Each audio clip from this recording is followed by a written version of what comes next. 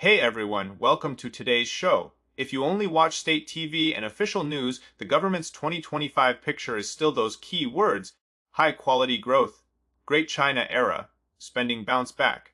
But if you look closer at real life, you see a different world.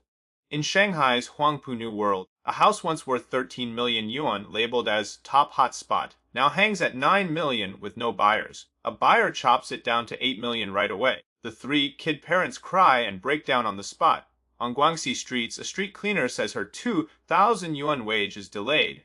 They only give basic living money. White-collar bank workers get told no weekends off, must add WeChat friends to pull in deposits. Some even chase back bonuses from 2022 to 2024. More college kids deliver food, but platforms lose big money. At Douyin's headquarters, over 600 sellers from across China protest for a week. They shout, "Give back wrongly taken money." Cold winds in housing, wage chills, tough job fights, they turn into black swans and gray rhinos, like a car bomb at Guangxi Baihai government or a bad crime in Jilin Yuan. On the surface, things look normal. But in 2025 China, it's telling you in the harshest way this time, it's not just house prices falling.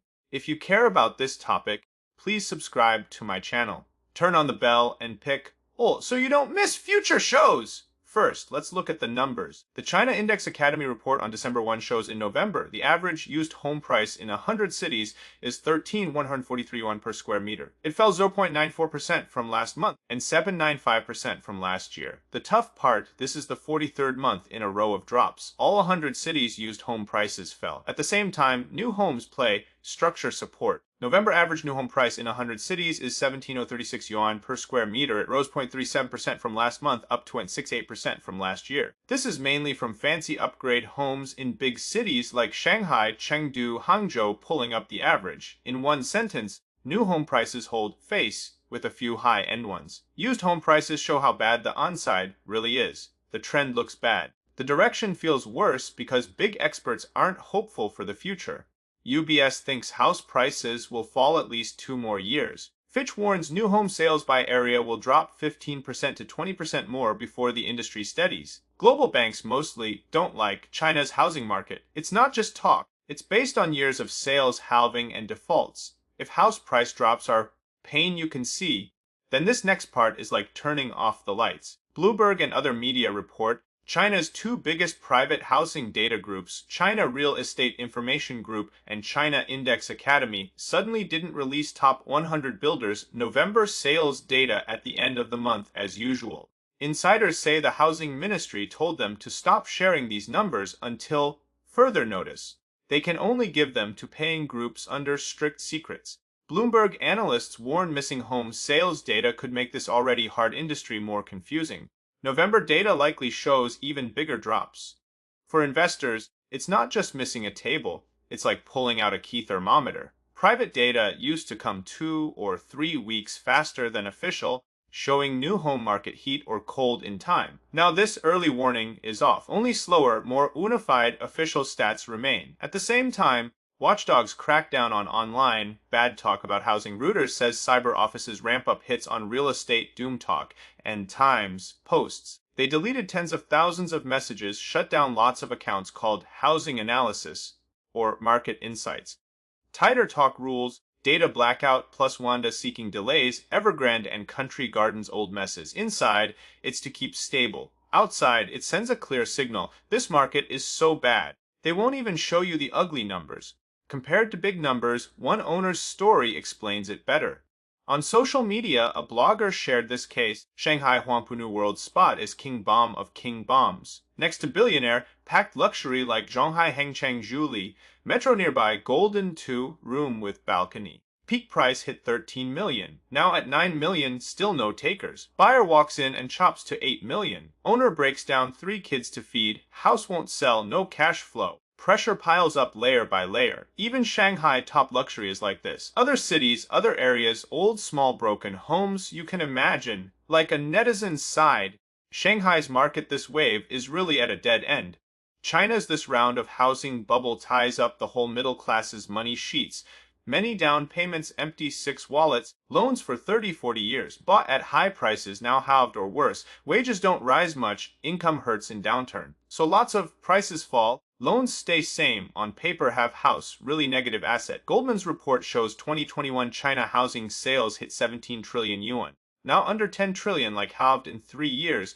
Some guess by 2045 it might be 5 trillion, chopped again. What does this mean? Past house wealth social status, logic fails. Many families bet lifetime savings on houses. Now they find no safety, just stress and worry. When these stories play out in every city, it's not just one case. It's a whole group's shared trap. Housing slump isn't just on prices. It's on pay slips too. A netizen on X platform spilled CCP finance system starts new round of pay cuts, paybacks, and high-pressure checks. One bank says from late November to year-end, no days off, Saturdays and Sundays all work. Spill says because Wanda debt delay risks, some banks stop 2025 bonuses, even chase back 2022-2024 ones. One province branch wants client managers to add 5 WeChat each day, can't leave till done like forced sales pyramid. These once decent jobs, bank white, collars have hard days, edge of system, huge stress, unsteady pay. Not just private firms anymore. Lower workers get squeezed too. A Guangxi street cleaner aunt in street interview said her original 900 yuan month pay now can't even pay 2,000. Reason government didn't give outsourcing company money.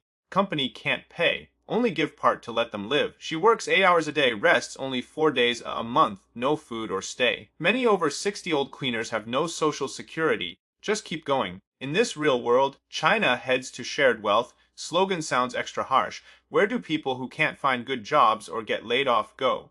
2 paths deliver food.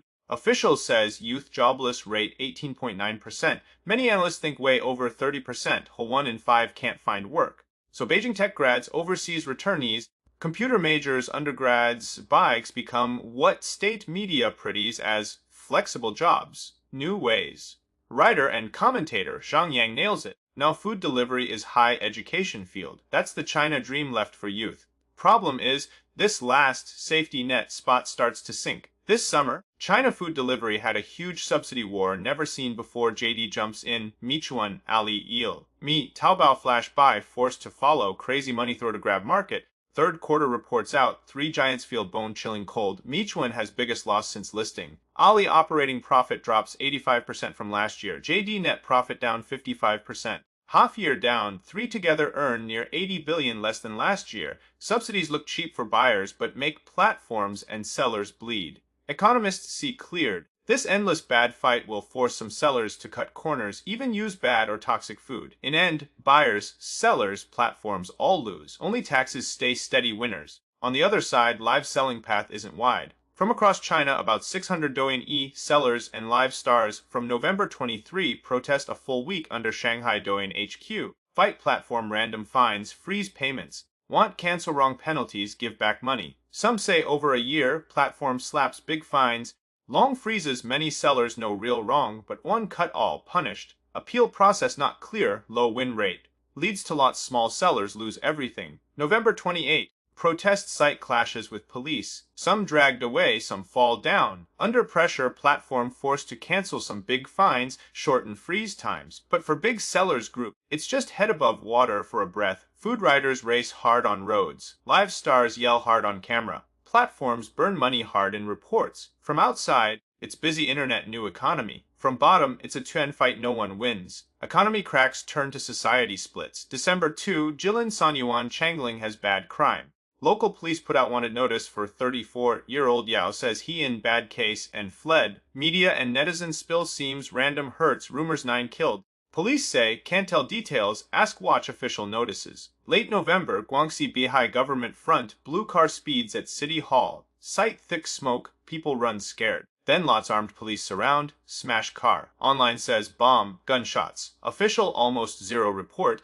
news mainly from overseas media and net videos. Same time, Guizhou Saifeng County for forced dig graves change to cremation sparks big farmer protests. Villagers yell, want dig common folks' graves. Dig Xi Jinping's family graves first.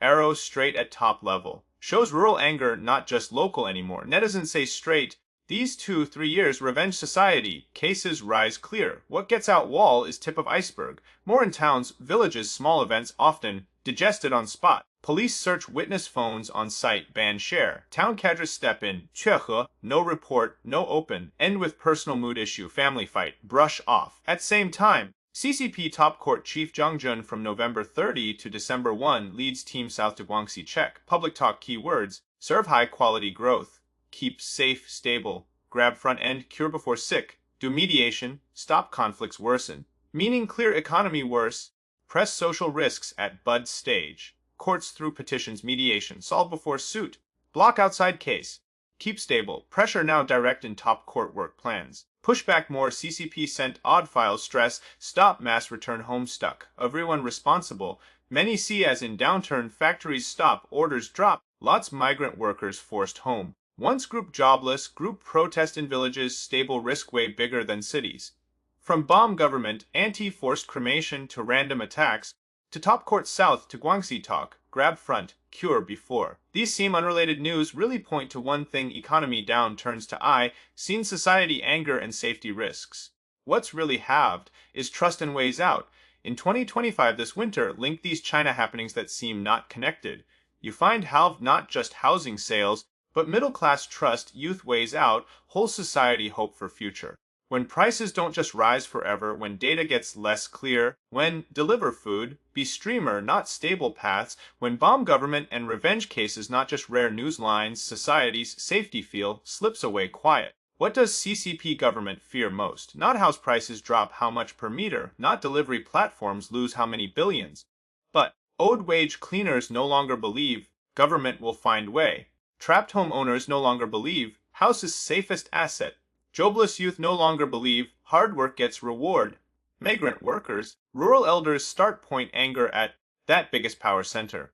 When this distrust builds to a point, any seem random bomb car, kill, protest wave, could be the straw that breaks stable story. 2025 China housing is just one slice of this structure crisis. Real problem, when all trapped in prices, debts, what can society use to convince people next year better?